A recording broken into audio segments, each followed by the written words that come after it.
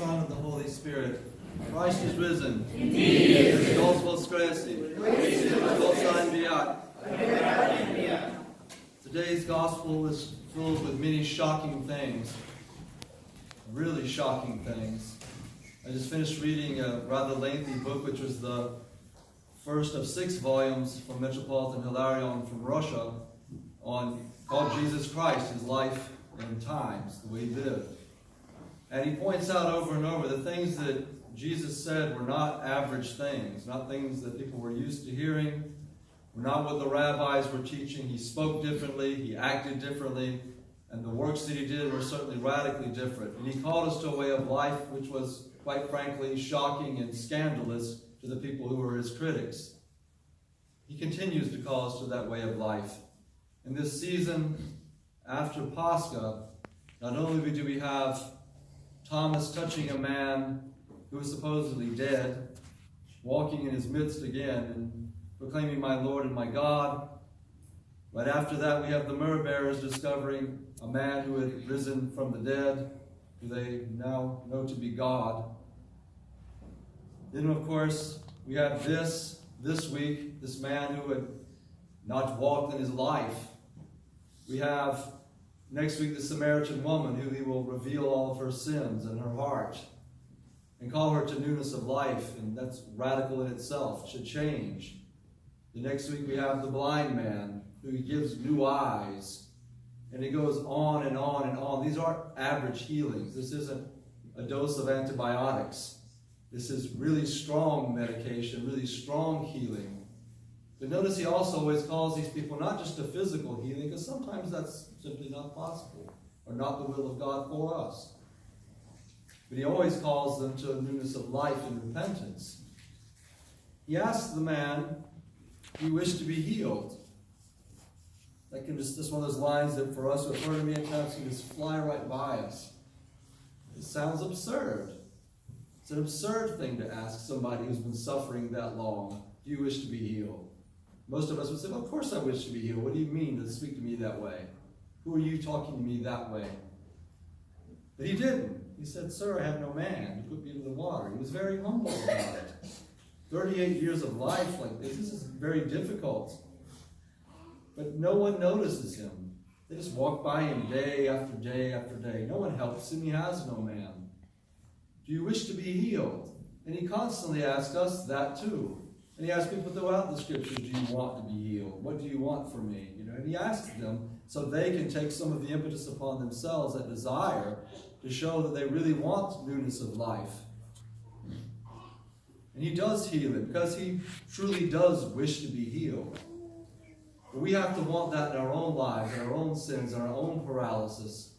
When we look at our own lives, they're very much like his. There are things we've been stuck in for most of us, the older ones of us, for decade after decade. Whatever it may be, whether it's gluttony, drinking, anger, resentments, lust, whatever it may be, distractions, that we don't completely turn to Christ. And Christ does come to us. He comes like he did today with this gospel reading. That's him coming to us as well and say, "Do you want to be healed?"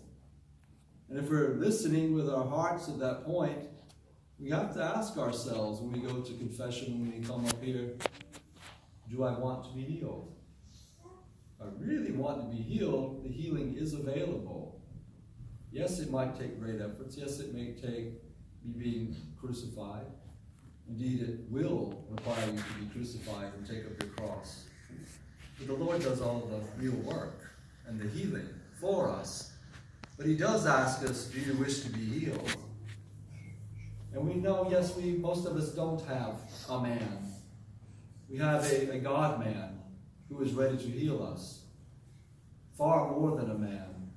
Because that really probably is the affliction of the modern age, is this loneliness. In the midst of millions of people, in the midst of constant entertainment and distraction, which you would think, according to the secular world, would fill us up and make us feel better, doesn't. Those quiet moments still come. I listen to Father Roman, the other day in a talk of his, Roman Braga, mentioned about this girl that had come to his camp. I think I've mentioned her before. And they saw her walking across the camp at this women's monastery, and she had 2 headphones in her ears, which is like most people now. And they asked her to take them off, and she had, I think, 2 different things going on, actually. But they asked her, why'd she do this? Just be quiet. And it said that it made her scared, nervous, horrified to have that sound not going constantly. We spoke about this in our class a little bit lately, how we go into the grocery store or restaurant, we're shocked when there's not sound now. It should be the opposite. But we can't bear being a few moments alone. How many people I hear week after week after week that just sitting in silence to pray drives them slap nuts. But that might be your asceticism. That might be what you need to bear. It's not seeing the uncreated light. It's not, doing 50 million prostrations. It might be, I sit here for 5 minutes, 10 minutes, no matter what, and be quiet and talk to God. No matter what my thoughts tell me I need to go do, no matter how crazy I feel, to sit there with God and to be in God's presence constantly.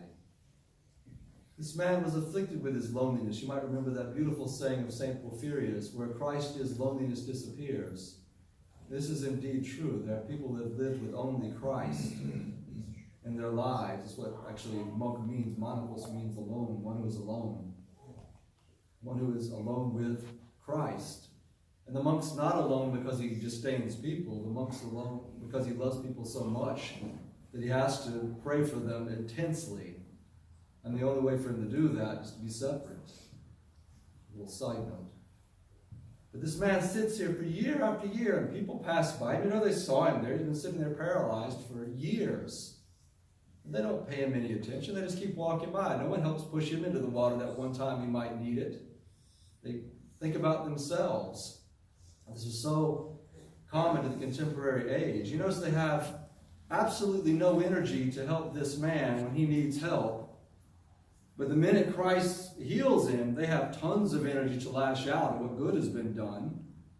Tons of energy. They could become saints based on that energy if they would redirect it toward the kingdom of heaven instead of the kingdom of hell and death. But they prefer to be stuck in their own ways, to be stuck in whatever distractions they want to have, in their own illnesses, in their own pride. And how dare this man break the mold here a little bit. Shadow it, actually. How dare he do that? We like the way we are. He's changing things, and he's changing things radically, shockingly. If you look at the icon, we'll see that in several of the icons coming up. I noticed last night when I was out here for the veneration, that man's legs do not look like normal man's legs in that icon. Yes, it's iconographic, but he looks like he's either a professional soccer player or a weightlifter. He has huge, thick legs. You think about this story. He sat here for decade after decade, and the fathers point out his legs would have been completely withered. He would have had no muscular strength whatsoever, but instantly Christ restores everything about him. He makes him even better. It makes him strong in a moment.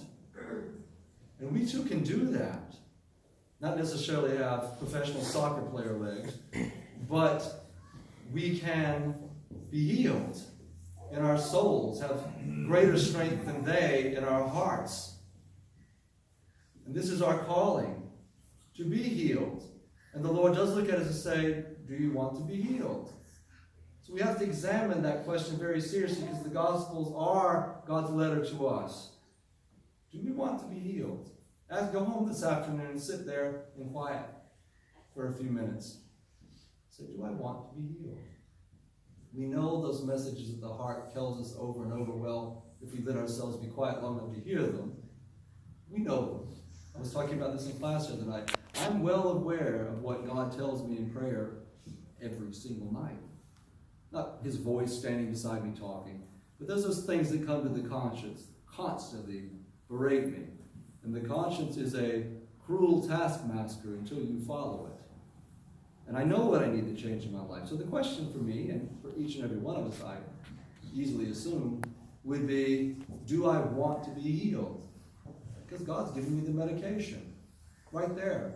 I have my pool of Bethesda right there, which God is willing to put me in and heal me. But I've got to do the rest.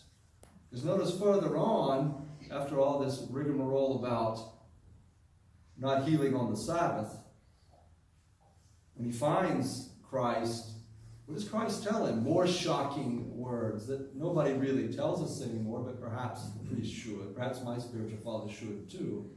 He says, sin no more, lest a worse thing come upon you. So the Christ saying sin no more, after saying, do you wish to be healed, has to mean something. And Christ says this more than once. This is not the only person he says this to.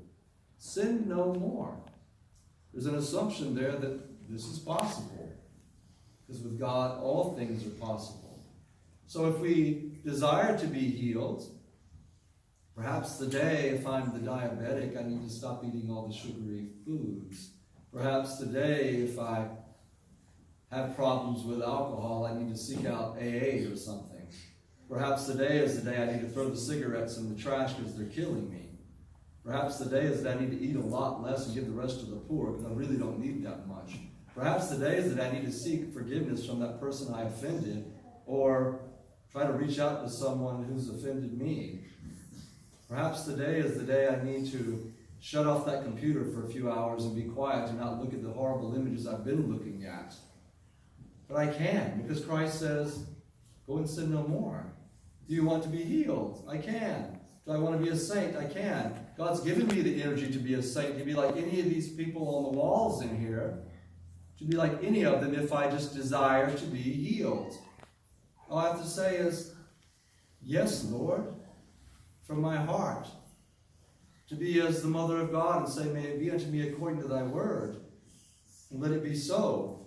And to get out of the way, get the heck out of the way, to kick myself out of the way, and slay that dragon that rests within my heart now, and let that grace of baptism gush forth again, that I might see the glory of the Lord, which God has intended me for from the beginning. There's no time like today. As you know, you've heard me say before, as Theophan the Recluse and Nicodemus at the Holy Mountain say, tomorrow is a lie from Satan. It doesn't exist necessarily. Today does. This minute does. I don't know if you have this happen in your life, but it happens to me probably all too often. I was standing here in front of the icons as well last night, and the thought comes, you're going to die. That's all that's left. And I don't mean that in a morose way. It didn't make me sad or anything, but my days are pretty consistent. What happens every day. I know what's going to happen virtually every day. Yeah, there's some crazy loops thrown into it here and there from outside sources usually. But it's still pretty much the same. The only thing that I haven't experienced is that. That's the real thing that's going to change, is death. And then my state will change. But that's a fearful thing. Because then what? Did I wish to be healed? Did I take that seriously when the Lord came to me? And the Lord does come to me each and every day. Can't deny that whatsoever. And he wants me to be healed. And he wants to push me into the waters. And sometimes he makes me wait many, many years like he did this man. That's okay. It's my desert period as I wander around Sinai before I walk into the promised land. But I don't walk into the promised land unless I get out of the way and do what he asks and follow him. Because he will guide me by the hand in there. He will carry me, if he must, into the kingdom and tell me to take up my bed, whatever that garbage was, and walk. And to be strong. To be strong in the Holy Spirit. So ask yourselves, do I want to be healed? And then go and sin no more, so a great thing may come upon you, the kingdom of heaven. Amen. Christ be risen.